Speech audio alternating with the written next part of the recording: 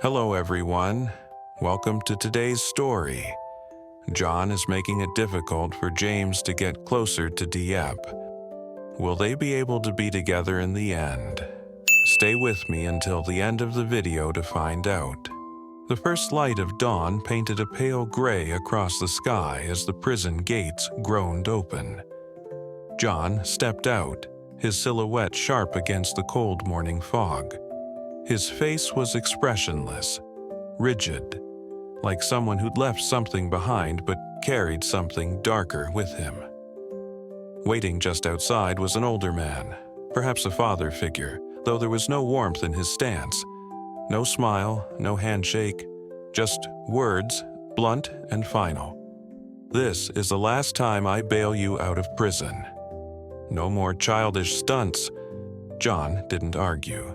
"There won't be a next time," he said, voice low, but his eyes held no remorse. There was calculation there, heat, but not repentance. They got into a car parked nearby. The older man didn't waste time. "You want to do something big, use your head, no more kidnapping. You mess with the law again, and you're on your own. It's exhausting. You're lucky someone else agreed to serve time for you." John stared ahead, jaw clenched. "I'll be more careful this time," he said. The old man wasn't impressed. "I don't care what you do, just don't touch the law." The car began to roll forward, the sound of tires mixing with the silence between them. John looked out the window, voice just above a whisper, as if speaking only to himself. "James, just wait. I only need his company. What he does with Diep, that's his problem." But beneath the surface of those quiet words was a promise, a plan already unfolding in his mind. Sharp, patient, deliberate. John wasn't coming back from prison empty. He was coming back prepared.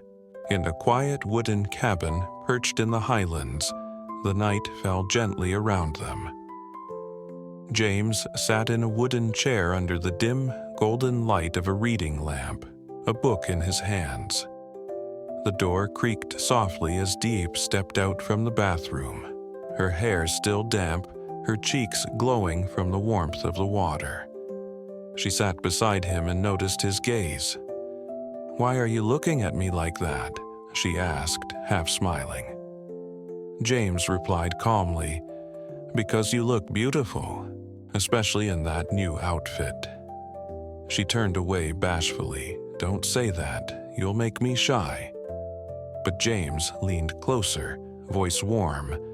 "When I say something nice, I just want you to say thank you." The silence around them was peaceful, broken only by the hum of insects and the distant sound of wind in the trees. James opened his book again, showing her pages filled with drawings of herbs. "Can you explain this to me?" he asked. Diep leaned in, recognizing perilla leaves and other healing plants her mother used to talk about. They spoke softly, hands brushing occasionally, as Diep described remedies for sleeplessness, fatigue, and colds. James listened intently, not taking his eyes off her. Then he asked almost hesitantly, "Do you know why I can't sleep?" She looked puzzled. "Because every night," he said, "I lie awake, thinking of you." Diep fell quiet. After a long pause, she whispered, "When I don't see you, I miss you too." No titles, no expectations. Just two people sitting close in the warm glow of the room, quietly acknowledging something fragile, something real, something that might someday be called love.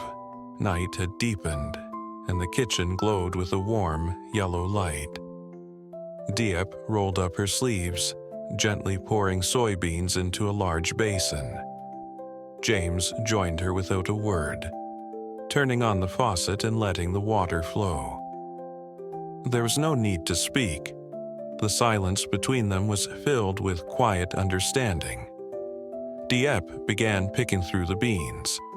The spoiled ones float or turn dark, she explained, skimming the surface with practiced hands. James watched closely, nodding, trying to help. The water splashed a little, soaking his sleeves. Diep laughed softly. "You got water on me again?" James looked at her, amused. "And yet you're smiling." "Because it's not just me and hockey in the kitchen tonight," she said, glancing up at him. Her voice was soft, but it lingered. James hesitated, then said quietly, "Maybe I can help you like this every night." Diep froze for a second, surprised. A long silence passed, comfortable and unspoken. They carried the basin together, careful not to spill. Inside, James set it down gently. "Thank you for letting me help," he said. Diep smiled and replied, "You did more than you think. Just being here, that's enough." James looked at her, and for a moment the quiet between them felt like something more, like home. No expensive dinners, no flowers, just water, beans, and soft laughter. It wasn't grand, but it was real. In that little kitchen, with hands damp and hearts full, they weren't building tofu. They were building something deeper, something that might last, something that made the cold night feel warmer than any fire ever could. In a quiet corner of a nearly empty cafe, James sat across from an older man. The table between them held only 2 glasses of water, no greetings, no pleasantries. The silence was dense, as if every word might tip the balance of something fragile. The man leaned forward slightly, voice low and firm. "I called you here because something important has happened. John has been released." James froze, eyes sharpening. "When?" he asked quietly. "Yesterday. I don't know why the court let him out, but it's official." The words dropped like a hammer. James's hand clenched under the table. The man continued, his gaze steady. "He's dangerous. Be careful. I can't change court decisions, but I had to warn you." James nodded in response, thanked him politely, but his face revealed unease. As he stood to leave, his eyes drifted out the window, far into the empty street. The man's warning echoed in his mind like a slow tolling bell. Why was he released? James whispered to himself as he stepped outside. The air was cooler now, the sky turning gray. He didn't believe this was coincidence. In his mind, images of Diep flickered, her eyes, her quiet smile, the warmth they had just shared, now overlaid with dread. The peace they'd found suddenly felt fragile, temporary. He knew something was coming. He didn't know when or how, but the rhythm of his footsteps felt heavier than before. Somewhere behind him, the past was no longer sleeping. It was walking again, and it had a name. John. Late afternoon, a roadside cafe, quiet and dim. Tung sat alone, his eyes scanning the street with caution.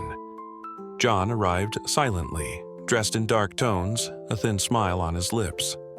"I'm here," he said, setting down a glass of water. "Why did you ask me to come?" Tung asked, his tone firm. John didn't answer right away. He studied Tung, as if weighing something. "You like Diep," he said slowly. "But you let James have her, didn't you?" Tung flinched, lips pressed tight. John leaned in. "Diep isn't as happy as you think. James hurt her.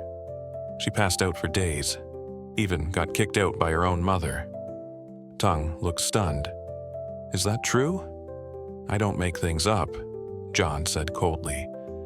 "You really think James is the hero here?" Tension tightened between them. Tung whispered, "I did like Diep, but James came first. I didn't want to ruin the friendship." John chuckled. "You call that love? Love doesn't give up. If you really cared, you'd fight for her." Tung looked up, eyes conflicted.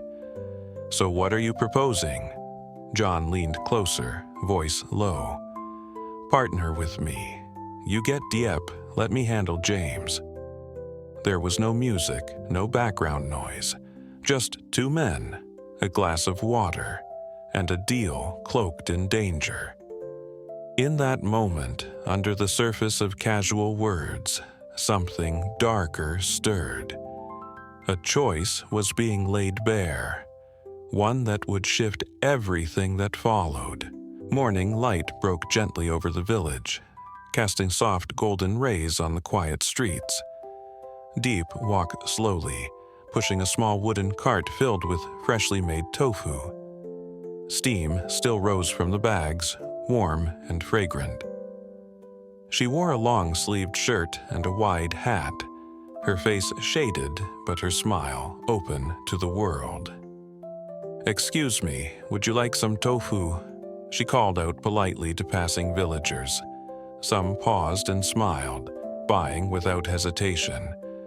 Others stopped just to chat, curious about the young woman walking alone. Compliments followed her like a soft wind. "So fresh. You made this yourself? Amazing." Each time she bowed slightly, hands pressed together, voice gentle. "Thank you. I hope it tastes good. If you like it, please come again." There was nothing flashy, just kindness and presence. What no one saw was the labor behind that smile. Diep had woken before sunrise. She had soaked the beans, ground them by hand, boiled them, pressed them, wrapped them. Her arms were tired, but she never once complained. By midday, the sun had grown harsh. The cart was almost empty. Diep approached an elderly woman. "Would you like the last bag?"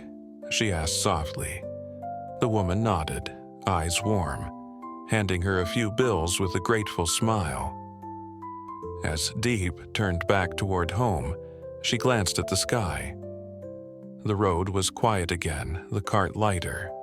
She wiped the sweat from her brow and let out a breath, tired but content. She had no idea that while she sold tofu with kindness, someone else was plotting behind her back. And soon, this peace would tremble. Evening shadows stretched across the narrow alley as scattered streetlights flickered on. Diep walked slowly, arms cradling her now empty basket. Her phone buzzed. It was James. "Did you sell everything?"